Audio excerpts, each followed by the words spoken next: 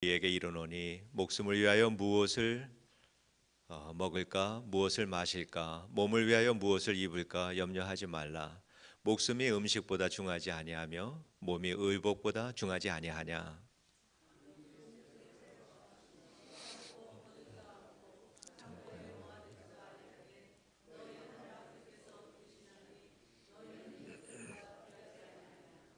너희 중에 누가 염려함으로 그 키를 한 자라도 더 할 수 있겠느냐.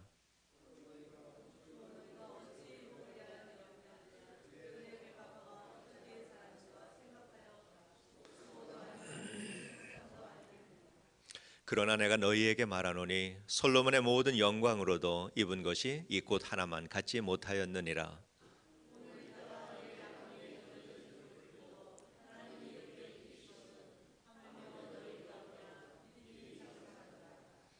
그러므로 염려하여 이르기를 무엇을 먹을까 무엇을 마실까 무엇을 입을까 하지 말라.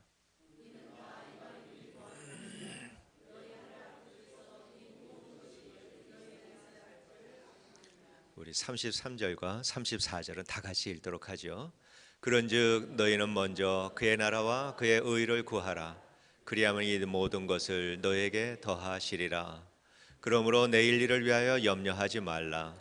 내일 일은 내일이 염려할 것이요 한날의 괴로움은 그날로 족하니라. 네, 아멘. 전 세계 인구 중에서 매일 7명 중에 한 사람은 허기진 배를 잡고 잠자리에 든다고 합니다. 우리에게 삼시세끼를 먹는다라고 하는 것은 중요한 일이 아니죠. 어떤 사람은 건강을 위해서 하루에 2끼를 먹기도 하고 또 1끼를 먹기도 합니다. 또 현대인들의 질병 중에 대부분을 보면은 먹는 데서, 특별히 너무 많이 먹는 데서 현대인의 질병들이 있지 않나 이렇게 생각이 듭니다. 그렇지만은 지구 또 다른 한편에는 하루에 3끼가 아니라 3일에 1끼를 먹는 사람들도 많이 있다라고 하는 것을 우리가 기억을 해야 합니다. 한 끼의 식사를 위해서 살인을 하고 강도짓을 하기도 합니다. 세계 기준으로 볼 때 우리가 하루에 3끼를 세계 기준으로 볼 때 우리가 하루에 3끼를 넉넉하게 걱정 없이 먹는다라고 하는 것은 참 대단한 일이다라고 우리가 여기면 됩니다.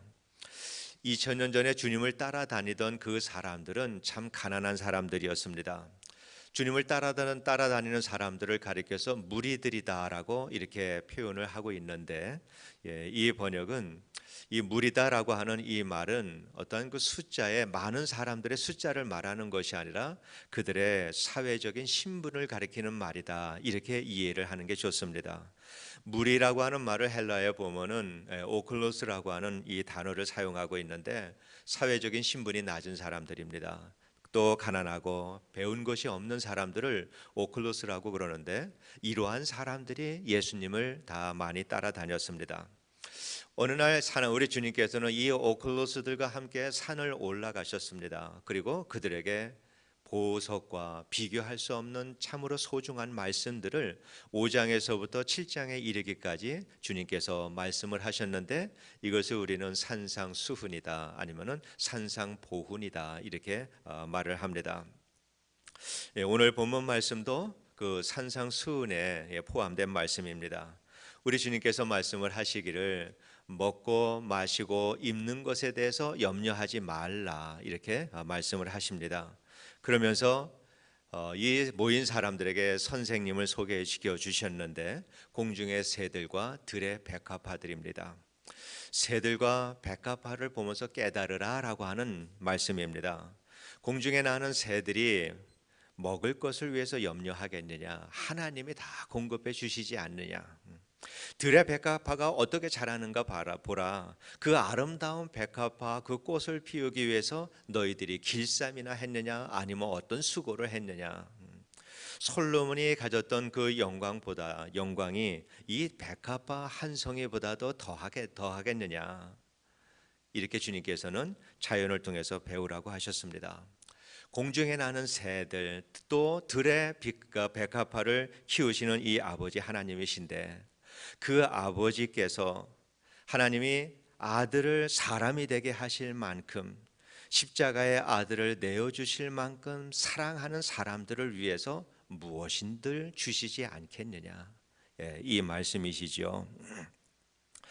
아버지를 알지 못하는 사람들, 이 하나님의 이 섭리와 사랑을 알지 못하는 사람들, 그래서 주님 앞에 모여서 그 가난한, 그 모여 있는 그 많은 가난한 사람들을 바라보면서 세상에 눌리고 물질에 찌들려 살아가는 그들을 바라보면서 이 사람들에게 자유함을 주시기 위해서 주님께서 이 땅에 오셨는데, 그렇게 말씀하시면서도 그들을 바라보면서 주님의 그 안타까운 마음은 이미 갈보리의 십자가 언덕을 오르는 마음이리라, 이렇게 생각을 합니다.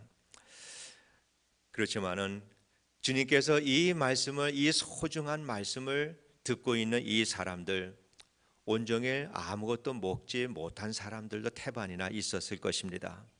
배에서 꼬로록 소리가 나는 이 사람들, 거기에 앉아 있는데 공중에 새를 먹이시고 들의 백합화를 키우신다라고 하는 이 주님의 말씀을 이 사람들은 어떻게 이해를 했을까? 지금 당장 배가 고픈 이 고통을 당하고 살아가는 이 사람들, 내일에 먹을 것이 보장되어 있지 않는 이 세상을 살아가는 이 사람들에게 먹고 마시는 것으로, 입는 것으로 염려하지 말라라고 하는 이 주님의 말씀, 이것보다 사실은 더 기쁜 소식이 없겠지만은, 그러나 과연 그것이 일어날 수 있을까? 마치 꿈속에서 진수성찬을 먹는 것과 같은 이러한 것과 뭐가 다를 것인가? 주님께서 사마리아로 가는 길에 수가성이라고 하는 곳을 들려서 거기에서 한 여인을 만난 이야기는 우리가 잘 알고 있습니다. 남편이 5이나 되는 여인이었죠. 그 여인이, 우리 주님께서 그 여인에게 내가 주는 이 물은 영원히 목마르지 않고 영원토록 솟아나는 샘물과 같은 것이다 라고 말씀을 하셨을 때, 이 여인이 대답하기를 그럼 그 물을 내게도 줘서 내가 이제는 갈증 나지 않고 살게 하시고 또 물두루 다니는 수고를 하지 않도록 주님 그 물을 내게 달라라고 그렇게 말씀을 하십니다. 아마 이러한 심정으로 주님의 이 백합화와 주님의 이 공중의 새 비유를 듣는 사람들도 내가 지금 배가 고픈데 내 배부터 좀 채워달라라고 하는 이 마음을 그들도 갖지 않았을까, 이렇게 생각을 합니다. 우리는 갈릴리 사람들이 성격이 난폭하다라고 하는 것을 성경 여러 곳에서 보게 됩니다. 그 사람들은 이 시대에 대해서 분노와 원한을 가지고 살았던 사람들입니다. 이유는 한 가지입니다. 배가 고파서 그랬습니다. 먹고 살 일에 대한 염려가 사람을 그렇게 변화시킵니다. 그래서 그 사람들은 가진 자들에 대해서 분노하고 원한을 가지고 살지만은 또한 가진 자들에 대해서 비굴해지면서 살아갑니다. 힘 있는 사람에게는 주눅 들고 살고 다른 사람들에게는 무관심해져서 살고, 이게 재물이 없는 사람들에게 사람들이 갖는 그러한 마음들입니다. 우리 말에 사흘 굶고 남의 집 담을 넘지 않을 사람이 없다라고 이러한 말이 우리 안에 있는데, 배고프면은 사람이 변하게 됩니다. 세상의 문제는 대부분의 재물의 문제입니다. 그래서 이 주님께서 이 재물의 문제를 다루는데 주님은 하나님의 나라에서에 속한 이 개념을 가지고 말씀하시고, 사람들은 세상에 속한 것으로 생각을 하니까 주님의 이 말씀이 이해가 될 리가 없지요. 마태복음 6장 24절에서 주님께서 말씀하십니다. 사람이 두 주인을 섬길 수 없다. 한 주인은 하나님이고 한 주인은 재물입니다. 재물도 우리 주님께서는 섬김의 대상으로 두고 이렇게 말씀을 하셨습니다. 그런 걸 보면은 본질적으로 재물이 가지고 있는 불의한 면을 주님께서 말씀하시기도 하는 것이지만은, 그러나 재물의 종이 되어서 살아가는 이 사람들을 가리키는 말씀이다, 이렇게 생각이 듭니다. 주님이 먹고 마시는 문제에 대해서, 입는 문제에 대해서 염려하지 말아라 라고 하는 이 주님의 말씀은 하나님의 종들에게 하시는 말씀이지, 이 재물의 종이 된 사람들에게 하는 말씀은 아닙니다. 재물의 종이 된 사람들은 재물과 그들의 생명은 결탁되어 있습니다. 그래서 아무리 주님께서 이러한 말씀을 해도 그 사람들은 도무지 이해가 되지 않을 것입니다. 그렇기 때문에 사람은 굶어 죽는 것이 아니라 재물의 종이 되어서 죽는 사람은 죽게 되어 있습니다. 믿는 사람들, 하나님의 나라에 속한 사람들은 결코 굶어 죽지 않습니다. 배가 부르던 배가 고프던 어떠한 환경 속에서도 그리스도인이 살아간다라고 하는 것은 그 삶의 목표는 또 목적은 하나님의 나라와 의를 구하는 삶이기 때문에 그렇습니다. 그렇기 때문에 우리는 배가 고픈 것도 하나님의 나라를 구하는 일에 대한 환경입니다. 배가 부른 것도 하나님의 나라와 의를 구하는 환경입니다. 그렇기 때문에 그리스도인들은 늙어 죽거나 굶어 죽거나 병들어 죽거나 사고당해서 죽지 않습니다. 하나님의 나라와 의를 구하는 삶의 모든 삶의 환경 속에서 살다가 주님이 부르실 때 언제든지 그때 주님 앞으로 가는 것입니다. 이게 그리스도인들의 삶입니다. 이러한 이 삶은 자연의 질서나 하나님의 질서나 그리 다르지 않습니다. 그리고 그러한 그 질서이기 때문에 우리 주님께서 자연을 통해서 배우라라고 이렇게 말씀을 하셨습니다. 자연은 이 모든 하나님의 섭리 가운데서 천지와 계절의 이 변화 속에서 태어났다가 또 죽기도 하고 피었다가 지기도 하고 오늘 피었다가 내일이면 아궁이에 들어갈 이러한 들풀도 이 하나님의 자연의 질서 속에서 살아간다라고 하는 거 주님께서 말씀을 하십니다. 들풀이라고 해서 그래서 오늘 났다가 내일 아궁이 속에 들어가는 이 들풀이라고 해서 우리 주님께서 들풀의 무가치함을 말하는 것이 아니라 한 생명 한 사람의 생명의 소중함과 고귀함을 말하고 있는 것이다 이렇게 생각을 합니다. 왜? 하나님께서는 가치 없는 것을 창조하는 분이 아니시거든요. 과학이 아무리 발달을 했다 하더라도 이 풀 한 포기를 만들 수 없는 것이 세상의 과학이고 풀 한 가닥 만들 수 없는 것이 세상의 과학입니다. 그러나 우리 하나님께서는 들풀 하나를 만들든 백합화를 만들든 하나님의 노력은 똑같이 들어갑니다. 모두가 동등하고 하나님께는 다 소중합니다. 자연의 모든 식물들은 한 번 났다가 한 번은 꽃을 피우고 여기서 사그러집니다. 하루살이도 그래도 한나절은 날갯짓을 하고 살다가 그들도 죽습니다. 한여름에 푸른 나뭇잎도 늦가을이 되면은 그 나뭇잎이 나무 아래 다 떨어지게 됩니다. 그 나뭇잎이 다 떨어지고 그래서 그 나뭇잎이 다시 썩어서 내년에 다시 피울 잎사귀와 열매 그러한 그 밑거름이 되는 이러한 일을 하면서 이 나무들은 한 해 한 해를 이렇게 살아갑니다. 성도의 삶도 마찬가지다 생각이 듭니다. 하나님께서 정하신 또 허락하신 인생의 목적에 따라서 그리고 예정된 인생의 길이만큼 살다가 우리 믿음의 후손들에게 인생의 믿음의 밑거름이 되어지면서 살다가 우리가 하나님의 부르심을 받고 주님 앞으로 돌아가는 것, 자연의 질서나 하나님의 질서나 하등에 다를 것이 없다. 그렇게 생각을 합니다. 그래서 우리가 사는 것은 오직 하나님의 질서와 목적을 위해서 사는데 과연 하나님의 이 질서와 목적이 무엇인가? 하나님의 나라와 의를 구하라. 그리하면 이 모든 것을 더해 주시겠다라고 하는 것이 하나님의 말씀입니다. 우리 주님께서 우리를 세상에 보내신 목적, 우리를 구원해서 하나님의 자녀 삼으신 목적, 또 우리가 품고 살아가면서 인생의 목적으로 삼고 살아야 될 것, 이것은 하나님의 나라와 의를 구하라라고 하는 이 말씀입니다. 아주 이 말씀을 간단하게 표현하면은 예수 중심으로 살아라, 이 말씀이나 마찬가지죠. 예수님께서 말씀하시고 가르쳐 주시고 보여주신 이 모든 것들 그대로 순종하며 살아라라고 하는 것과 틀리지 않은 말씀입니다. 이렇게 누군가를 위해서 산다라고 무엇을 내가 아닌 다른 것을 위해서 산다라고 할 때 하나님을 알지 못하는 사람들은 내가 왜 그렇게 살아야 하는가, 이러한 그 마음을, 좀 부정적인 마음을 가지게 됩니다. 그렇지만은 예수님의 사랑을 아는 사람들, 예수님의 은혜를 한 번이라도 경험한 이 사람들은 이보다 더 행복한 삶이 없다라고 하는 것을 압니다. 인생을 살아가면서 가치 있게 살고 보람 있게 사는데 이보다 더 귀한 것이 없다라고 하는 것을 다 깨닫게 됩니다. 하나님께서도 내게 영광을 돌려라, 내가 정말 너희는 내게 영광을 돌리라고, 자신에게 영광을 돌리라고 누누이 구약 성경에서 말씀하고 있는데 믿지 않는 사람들은 거기에 거부감이 일어납니다. 왜 자기에게 영광을 돌리라 그러는가?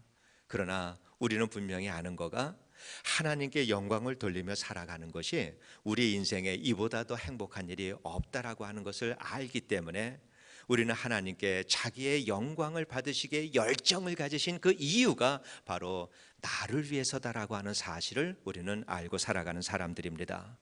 이것을 알기 때문에 철로 역정의 이 저자였던 존 버년 목사님은 그리스도와 함께라면 나는 지옥에라도 가겠습니다, 이렇게 말씀을 합니다. 그 그리스도의 사랑을 알기 때문입니다.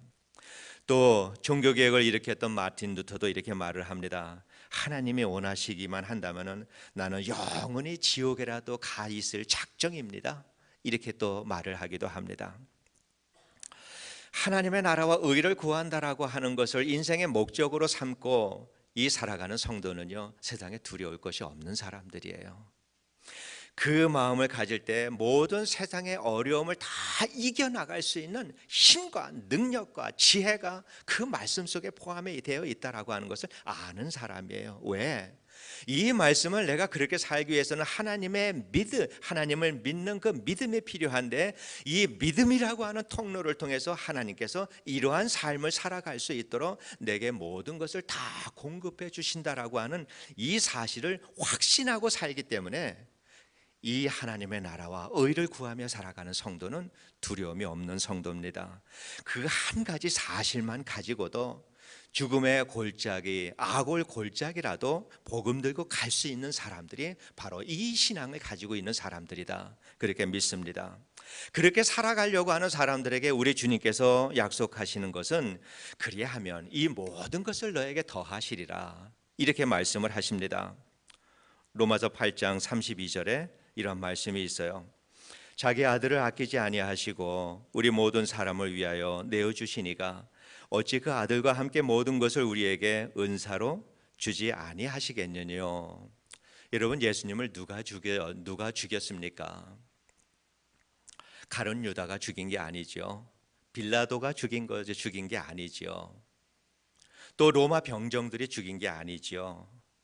예수님은 누가 죽였는가? 예수님을 가장 사랑하는 아버지가 예수님을 죽였습니다. 왜 그렇게 하셨을까? 우리를 아끼고 우리를 사랑하셔서 우리를 구원하실 수 있는 그 길이 그 한 가지 길밖에 없어서 우리 하나님은 그렇게 하셨습니다. 그리고 우리를 구원하셔서 우리를 하나님의 백성으로 살게 하는 것이, 하나님께서는 아들을 죽일 만큼 중요한 일이었다라고 하는 사실을 우리가 이해를 해야 합니다.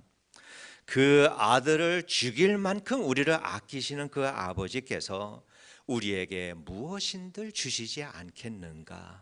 이것이 주님의 말씀입니다. 그것이 모든 것을 너에게 더하시리라라고 하는 주님의 말씀입니다. 그리고 이 말씀 속에는 우리에게 필요한 모든 것을 다 주시겠다라고 하는 말씀이기도 하지만은, 또한 또 한편으로는 하나님이 주시려고 할 때 그거를 감히 막을 사람이 없다라고 하는 것입니다. 주님이 약속하시면 약속대로 다 이루어진다라고 하는 말씀입니다. 그러나 우리는 오해를 하지 말아야죠. 모든 것이다 라고 할 때 이 모든 것은 우리의 소원이 성취되는 것이 아니다라고 하는 말씀입니다. 우리가 가지고 있는 소원들, 이 세상에서의 건강과 안전과 또 이 성공적인 인생, 이가 우리가 소원하는 이러한 것들인데, 우리의 소원을 위해서 우리 주님께서 내가 너에게 모든 것을 더하여 주시겠다라고 하는 그 말씀이 아니지요. 아무리 기도를 많이 하고 평생 신앙생활을 한다 하더라도 소원을 이루지 못하고 살아가는 이러한 사람들이 얼마나 많이 있습니까? 우리 성경을 다 뒤져봐도 너희가 내 말을 듣고 순종하면은, 너희가 이 세상에 살아가면서 환난과 고통과 모든 고난을 내가 다 면제시켜 줄게. 다 멀리 해 줄게. 내가 그러한 것들 당하지 않게 해 줄게. 성경에는 이런 약속 하나도 없습니다. 다윗은 시편 56편 3절에서 이렇게 말합니다. 내가 두려워하는 날에는 내가 주를 의지하리이다. 두려운 하나님을 잘 섬기고 믿기 때문에 두려울 것이 없는 환경이 되게 해 주시겠다라고 하는 약속은 없습니다. 그러나 그러한 일들이 있을 때 내가 주를 의지하겠다라고 하는 이 신앙의 고백입니다. 바울은 로마서 8장 35절과 37절에서 이렇게 말합니다. 환난이나 곤고나 박해나 기근이나 적신이나 위험이나 칼의 방해에 처하더라도 이 모든 일에 우리를 사랑하시는 이로 말미암아 우리가 넉넉히 이기느니라. 모든 것을 더하시겠다라고 하는 이 말씀은 좋은 환경으로 하나님께서 우리에게 주시겠다라고 하는 말씀이 아니라 어떠한 환경이라도 넉넉하게 이기게 해 주시겠다라고 하는 이 말씀입니다. 모든 것을 주께 맡기고 모든 것을 주를 의지할 수 있는 믿음을 가지고 너희들이 믿음의 싸움에서 승리할 수 있도록 내가 너희를 지키겠다라고 하는 주님의 말씀입니다. 예수님 중심으로 살려고 하는 이 사람은 이 하나님께서 주권적인 은혜로 모든 것을 견디고 이길 수 있는 은사를 주시겠다라고 하는 그러한 말씀입니다. 그래서 이 말씀 붙들고 살아가는 사람이 풍성한 그리스도인의 삶을 살아가는 사람들이다. 우리가 그렇게 이해할 수가 있습니다. 우리는 이 세상을 살아가면서 참 많은 고통, 또 좌절과 낙심과 다툼과 또 억압과 시험과 유혹과 끊임없이 우리의 이러한 일들이 우리의 삶 속에 들어오게 됩니다. 그 다가오는 것들을 막아설 사람은 아무도 없습니다. 믿음하고는 관계가 없습니다. 믿음이 아무리 큰 사람이라 하더라도, 깊은 사람이라고 하더라도 인생의 어려움은 피하지 않고 다 그 사람들을 다 거쳐갑니다. 오늘 우리가 살아가는 이 세상을 조금 한 번만 우리가 생각을 해본다 하더라도 이 세상이 얼마나 불안한 세상인가 우리는 알 수 있습니다. 언제 천재지변이 일어날지 우리는 모릅니다. 지진이 일어나고 화산이 터지고 쓰나미가 몰려오고 무조건 이 밖에서 어떤 사고가 일어나고 있는지 우리는 눈에 보이지 않는 세상이기 때문에 오늘 우리가 처한 이 환경이 마냥 이 영원토록 계속될 것 같은 그러한 마음을 가지고 안심하고 우리는 살아가고 있지만은 그러나 실상 우리가 살아가고 있는 이 세상은 그러한 세상이 아니지요. 그렇지만은 우리가 당한 고난을 당한다 하더라도 오늘의 고난이 있을 때 고난의 100배, 1000배 큰 고난이 우리에게 닥친다 하더라도 우리가 죽을 병에 걸린다 하더라도 사업에 실패했다 하더라도 환경적으로 정말 견디기 어려운 이런 환경이 된다 하더라도 두려워하지 말아야 합니다. 우리는 좌절하지 말아야 합니다. 우리는 슬퍼하지 말아야 합니다. 왜? 염려하지 말라고 주님께서 약속을 하셨습니다. 나를 위해서 대신 죽으신 그 주님께서 내 삶이 얼마나 중요하냐면은 하나님도 나를 위해서 죽으실 만큼 소중하게 내 영혼을, 내 생명을 아끼시는 그 주님께서 염려하지 말라라고 그렇게 말씀하셨습니다.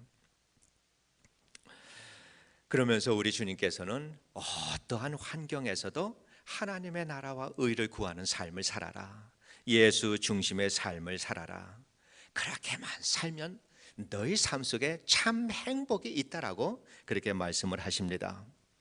하나님의 부르심을 받은 그리스도인으로서 인생의 목적을 이루고 살아가는 사람이 그러한 삶을 살아가는 사람들입니다. 염려를 내려놓고 모든 것 주님께 다 의지하고 하나님의 나라와 의를 구하며 살아가는 삶, 이러한 사람이 범사에 감사하는 삶을 살아가는 성도들입니다. 그러한 삶을 살기 위해서는 하루아침에 그렇게 되지를 않습니다. 신앙의 훈련은 건너뛰는 법이 없습니다. 월반하는 법이 없습니다. 오늘 끊임없는 우리는 훈련을 해 나가야 합니다. 우리에게 닥치는 작은 시험과 유혹으로부터 우리는 이겨야 되고, 내 욕망을 나는 절제해야 되고, 내가 익숙한 대로 살던 이 삶의 이 패턴을 우리는 바꾸어서 성경적인 삶을 살려고 노력을 해야 하고, 그렇게 주님을 의지하면서 하루하루를 온전히 주님께 맡기고 살아가는 삶, 이것이 범사에 감사하는 삶이다, 이렇게 말할 수 있습니다. 세상 사람들은 이 주님의 약속과 축복의 말씀을 이해하지 못하니까 어떠한 일이 닥칠 때 염려하고 근심합니다. 아직 닥치지 않은 내일의 일에 대해서 저들은 두려워하면서 살아갑니다. 그러나 공중의 새들과 들의 백합화들은 내일 일을 위해서 염려하지 않습니다. 오늘 하나님의 섭리에 따라서 그대로 살아가는 것이 자연입니다. 믿음의 삶은 내일 일은 내일 염려하는 것이 믿음의 삶입니다. 내일은 오늘에 부어주신 하나님의 은혜를 우리가 신뢰할 때, 그리고 은혜를 경험하며 살아갈 때 동일하신 하나님의 은혜가 미래에도 장래에도 당연히 그 속에서도 하나님의 은혜가 함께 한다라고 하는 이 사실을 확신할 수 있기 때문에 오늘 일은 오늘 만족하고 내일 일은 내일 염려할 수 있는 이러한 삶을 살아갈 수 있게 되는 것이지요. 내일도 영원토록 우리 하나님께서 부어주실 그 은혜가 있다라고 확신하고 살아가는 사람, 이러한 사람들이 참 믿음의 그리스도인들이다, 이렇게 말할 수 있습니다. 주님께서 공중의 새들과 들의 백합화를 통해서 우리에게 교훈해 주신 것, 이것들은 세상의 어떤 일로도 염려하지 말라라고 하는 그러한 말씀입니다. 먹고 마시고 입을 것을 위해서 염려하지 말라고 말씀을 하십니다.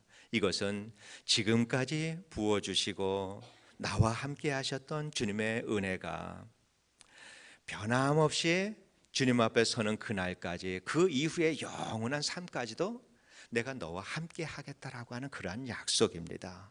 그래서 우리 주님께서는 염려하지 말라라고 그렇게 말씀을 해 주셨습니다. 이 사실을 알고 확신을 가지고 살아가는 사람이 범사에 감사하는, 항상 모든 일에 감사하며 살아가는 성도의 삶입니다. 이제는 주님께서 우리의 삶의 인생의 목적으로 정해주신 바로 그거, 하나님의 나라와 의를 구하는 이러한 삶, 이것이 주님께서 우리를 향하신 우리의 행복을 위한 하나님의 지혜에서 나왔다라고 하는 이 사실을 우리가 분명히 알고, 오늘 내 믿음이 그것을 따라가지 못한다 하더라도 그 하나님의 말씀을 붙들고 하나님의 은혜가 내게 임하기를 위해서 주님 앞에 간구할 때, 그 여러분의 마음속에 하나님께서 믿음을 일으키시고 또 예수로 인해서 행복한 삶을 살아가실 수 있도록 주님께서 도우실 줄로 믿습니다. 그러나 여전히 우리에게는 어려운 환경은 닥칩니다. 그러나 이 모든 환경을 우리에게 주신 것도 우리를 통하여서 인생의 목적을 이루기 위하신 하나님의 지혜에서 나온 거고, 하나님의 사랑과 은혜 가운데서 나온 것이다라고 하는 사실을 알고, 오늘의 여러분의 환경이 어떠하든지 그 환경 속에서 감사의 삶을 살 수 있게 되기를 원합니다. 오늘을 우리를 아끼고 사랑하기 위해서 아들까지 십자가에서 내어주신 주님께서 우리를 위해서 무엇인들 주시지 않겠습니까? 이 모든 것을 더해 주신다라고 하는 이 주님의 약속을 믿고 오늘 내게 허락하신 이 환경 속에서 더하시는 그 하나님의 은혜를 늘 발견하며 살 수 있게 되기를 원합니다. 내일 일을 위해서 근심하지 말고 두려워하지 말고 염려하지 말고 오늘 부어주시는 하나님의 은혜에 감사하고, 그리고 내일도 부어주실 하나님의 은혜에 대한 확신을 가지고 그 안에서 하나님을 날마다 즐기고 살아가면서 범사에 모든 일에 감사하며 살아가는 우리 성도님들 되시기를 주님의 이름으로 축원합니다. 기도하겠습니다. 하나님 아버지, 우리는 세상에 속하여 살아가지만은 하나님의 나라에 속한 사람들입니다. 그런데 하나님, 여전히 우리는 세상에 어려울 때마다, 세상이 우리의 믿음을 흔들 때마다 흔들리며 살아가는 연약한 사람들입니다. 아버지 하나님, 우리에게 굳건한 믿음을 허락하여 주시옵소서. 자연을 통하여서 교훈하신 이 주님의 말씀 마음에 품고 살아가면서 오직 하나님의 나라와 의를 구하는 삶을 통하여서 날마다 모든 것을 더하여 주시는 하나님의 은혜 가운데 살아갈 수 있도록 우리에게 믿음을 더하여 주시옵소서. 예수 중심으로 살아가는 저희들, 오직 예수님의 인도하심 속에서만 살기로 마음에 다짐하며 살아가는 성도들, 이렇게 믿음의 삶을 살아가는 우리 모두가 되게 하여 주옵소서.